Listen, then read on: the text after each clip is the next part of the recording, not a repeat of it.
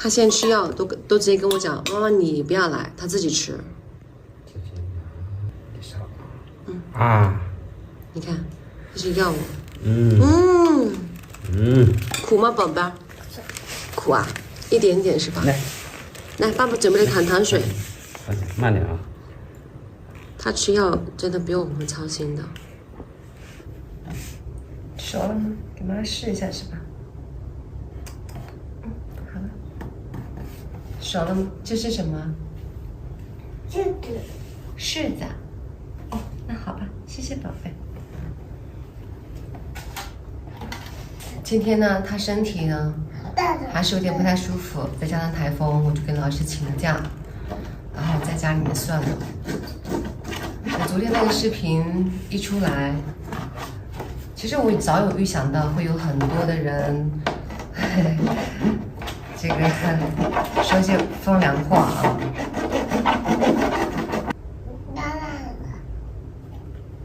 那没关系，就是要贴得烂烂的了。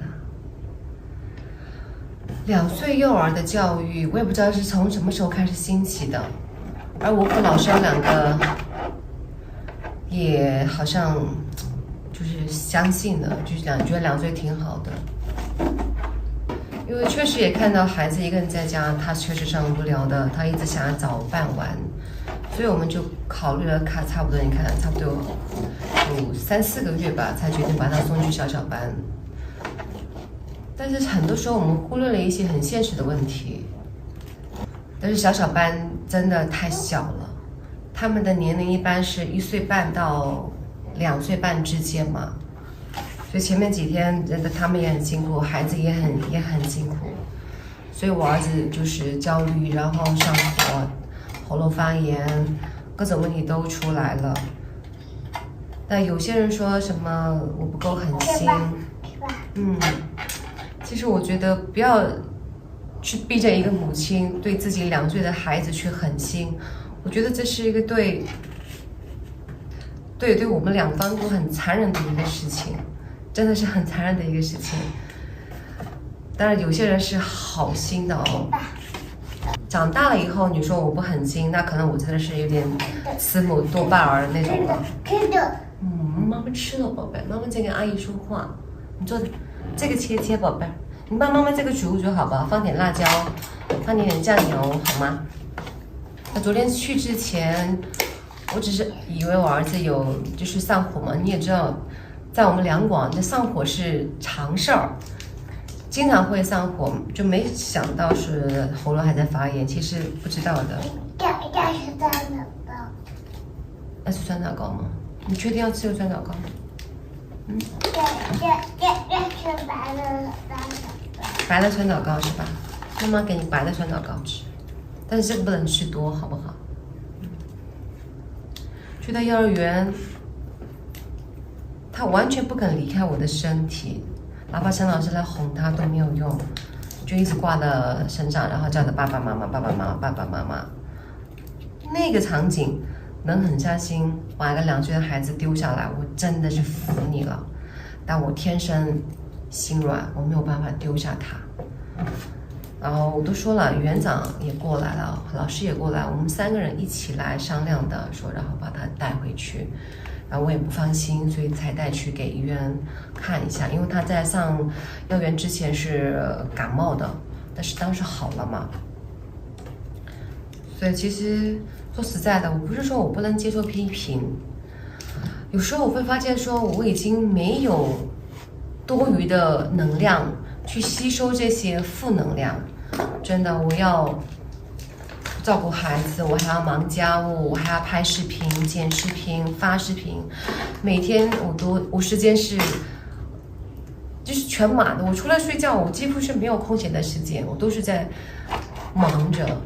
所以我其实我很希望我能多看的一些正能量的东西，当然这是不可能的，这是一个网络嘛。那人真的天生也分善恶，有些人可能就是我们说的，有些可能我们是同类人，我们能够惺惺相惜，能够理解得了，但有些是没有办法的，没有办法解释，也没有办法让他来，就是以同理心来了解我，这是做不到的。还有一个就是说，我做自媒体5年了，这5年来承受了很多的，就是这种不好的语言，我都一一承受了。但你说对我的心灵没有这个伤害吗？肯定有的。但我也一直在让自己变得坚强一点。孩子呢，从没满月就已经各种的质疑，从没满月就说我们抱太多了，太宠他了，反正各种嘛，包括当时给他的就是6个月开始给他用手去抓饭，反正一路来都是，有些朋友是只要抓到一个点，就拼命的去，也不能说攻击啊，拼命说是让你不开心的话。不管怎么样，2岁的幼儿教育其实有好也有坏。如果幼儿园能接受两岁的，有些就家里实在没有人带孩子的，确实是可以去。那我送他去，有一小部分原因是，如果他去上幼儿园的话，我能空出一些时间来，一是帮老肖，二我真的还能赚点钱。这2年我其实真的没有赚什么钱，我就靠视频的一些收入是非常悲的，没有做直播，很多朋友都急了，你这2年不做直播怎么办？对啊，我为了儿子，我是真的是不做直播了。那如果他能安心的待在幼儿园，我当然可以直播帮点家用，对不对？现在大家都知道各行各业很难，但是这个不是主要原因。但如果他不适应的话，我是情愿再放弃1年。这1年我情愿自己就是省吃俭用一点，我也要情愿带着他。但如果他能适应小班生活，那这是最好的。但我不会逼他，我真的不会逼他。那接下来下周1我还是会送他去，再去试1个星期，如果还不行的话就不送了。很多时候大家说1个月后就好了，1个月后可能不是好了，可是他已经麻木了嘛。但是到了3岁该上幼儿园的时候，那怎么着都得狠心。为什么要求3岁才上幼儿园？3岁的时候，他的一些思维，包括他的行为能力，才真正说达到一个就是小的成熟的年龄。他现在还不行，真的还不行，太黏了。所以感谢那些能理解云姐的朋友，那些无法理解云姐的朋友，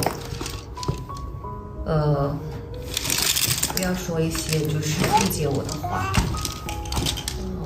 每个人生活都很难，真的都很难。每个人都每天在为自己的生活而很努力的在过着。真的，大家看起来我们好像挺好的，但是一样的会有很多的压力呀，压得我们喘不过气来。但是为了孩子，要玩吧？要玩沙是吧？好的，这是为了孩子，多少的我们都愿意去承担。那玩沙吧，宝贝。